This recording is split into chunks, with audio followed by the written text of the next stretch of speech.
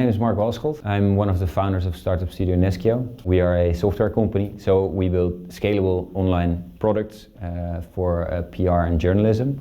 My main focus is on the strategy of the company and on the teams, so the people, making sure that they can do their best work. We currently employ about 35 people, including ourselves, so let's make that a team of 30. The idea behind Nescio was to get the teams aligned.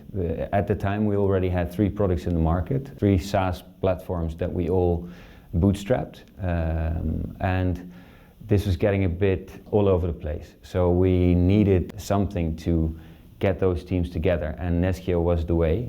So it's an umbrella brand, and Nescio means I don't know in Latin, and the main reason why we named it this way is because innovation, in our opinion, starts right at the brink of the unknown. So if you acknowledge that you don't know anything about the problem you're about to solve, that means you can start fresh. We run 3 SaaS products. One of them is a platform product. It's called Journa. Journa stands for journalist or journalism. And this basically is a platform where all the articles and all the journalists are combined. It's a search engine specifically for journalism and PR. So what you can find in Journa is by either topic, subject, name, media outlet, who has published what and when and where. It's indexed all of the time. This is always up to date. Then we have a journalist database, which is also researched online, but this is done manually by our data analysts. So this is called Persfilter. It's a collection of more or less 10,000 published journalist profiles, but also editorial staff, so not necessarily a person, but a team. And this is used only and exclusively within Smart PR, which is our last product, which is a CRM, only it's a PRM, so it's a press relationship management tool. We started our first company 12 years ago, and basically we just bootstrapped the company by using common sense. The startup environment was not like it is now everywhere. So bootstrapping or the lean startup or all that terminology didn't really exist, but we just tried to, make a living or survive at least and build valuable stuff for our users. We moved here to the Rock-in in Amsterdam about 7 years ago now.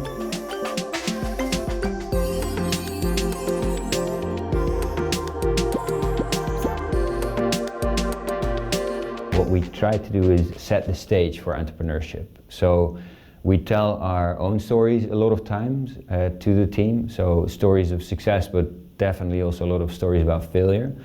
And we try to look for people that are naturally entrepreneurial, so that maybe are not too afraid of change, people that want to just go about and try things, have a lot of ownership, a lot of responsibility and freedom in their jobs, that we can trust fully to just try new things and either succeed or fail at that, but never become too stale.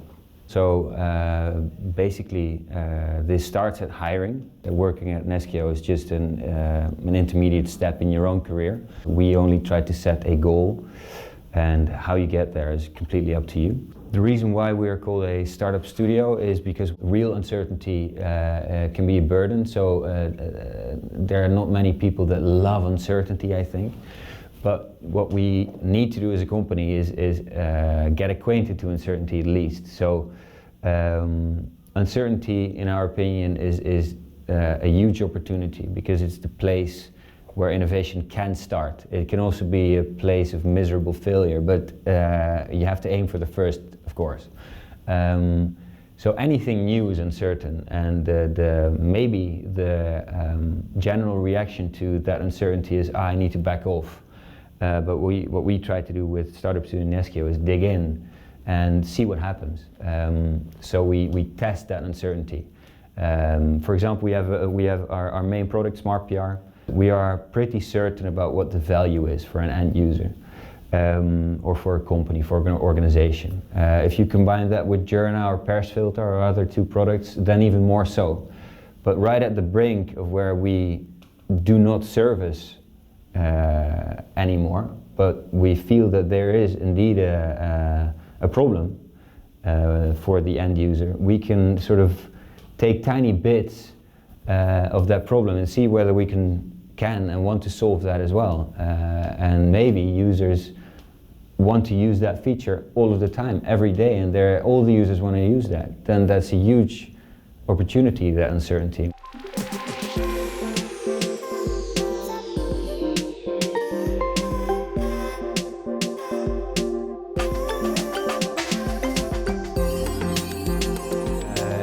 Yeah, creativity to me can be anywhere. So it can be strategic. What new products or markets should we try and make a difference in? Where can we make an impact?